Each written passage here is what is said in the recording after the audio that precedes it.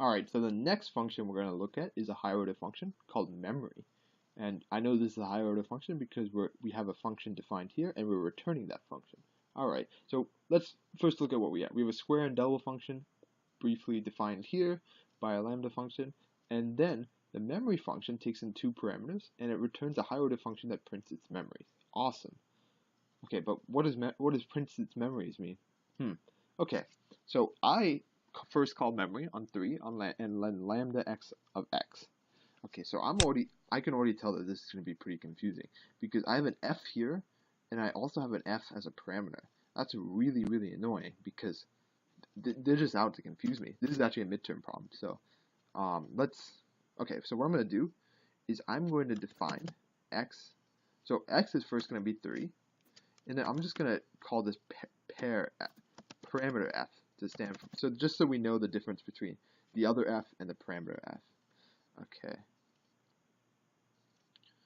Let's see. So what's parameter f going to be? Well, it's going to be lambda of x. X. All right.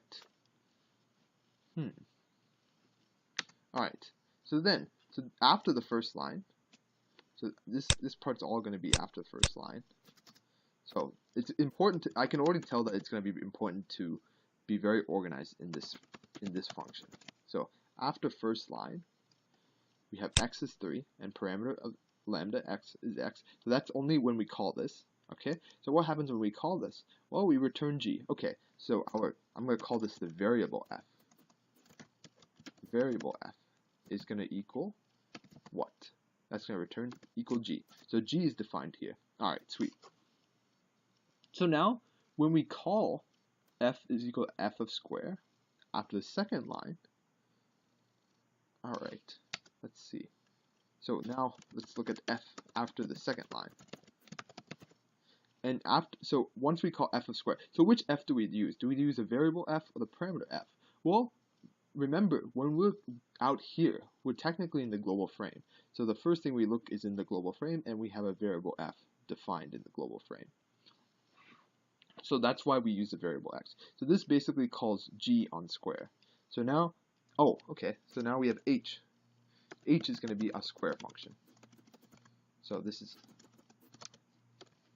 going to be, oh my gosh, caps lock, are you serious? Okay, there we go, sorry. Okay, h is going to be square. And now, I also know there has to be a print statement somewhere because otherwise, this shouldn't return anything, right? So there's no way this could return anything because it's a signed statement. So therefore, there must be a print statement. And there is a print statement. So that's good. Okay, so it printed out 3. What's 3? 3 is x. So it could be the case that we just print out x.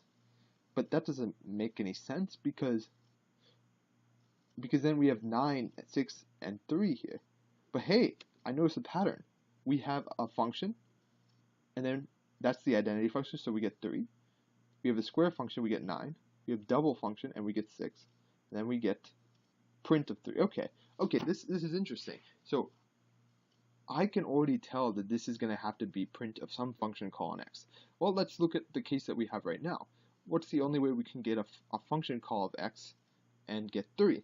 Well, we have f being the identity function. So this is where we call print on f of x. And again, you have to ask yourself, which f is it? Well, it's going to be this f because it's going to look in the earliest frame and find this. It's not going to look in the global frame. In this case, it's going to look it's going to look in a local frame, and it's going to be bound to a parameter. So now this lambda x is going to be bound to f. So this is the parameter f, and we're going to call that parameter f on x. So I'm really disappointed by how confusing this is, but if you keep organized, it's not too bad. All right. What next? So so now we have h bound to that. We print out 3. So I'm just gonna, actually I shouldn't use that. We print out 3, and then we have to return something. So this is the big mystery. What do we return? Honestly, I'm not sure. Let's think. Okay, so then our variable f is going to be bound to something else, right? It's going to be bound to something that we don't know. It's going to be whatever we return from here. So, what do we want the variable f to be bound to such that this happens again? Oh, hey, we want to somehow return, because we have the same pattern going on, somehow we need to get f to be g again. We need this to be g. And how do I know that? Well, because it's the same pattern over and over again. If it was anything else, something else would have happened, right? So it needs to be g. Okay, what else do I need to know? Well, the next time I go through and execute g, I need f, the parameter f, I need the parameter f to be bound to which function? So previously it was bound to lambda x. Now it needs to remember the next function, which is square. Okay. So somehow, and what's square right now? Well, square is bound to h. Okay. So we're getting somewhere. What if I could do something like, what if I could do f is equal to h somehow within this return statement? Okay, but obviously I can't do that, so that's not the answer. Somehow I need to find a way to return g, and so this is the key point here. We needed this to be g. We needed this expression basically needs to return g, and our parameter f needs to somehow be simultaneously bound to the square. And the only thing we can do to do this is a return statement. So this is pretty hard. Okay, but what's the only way I can ever return g?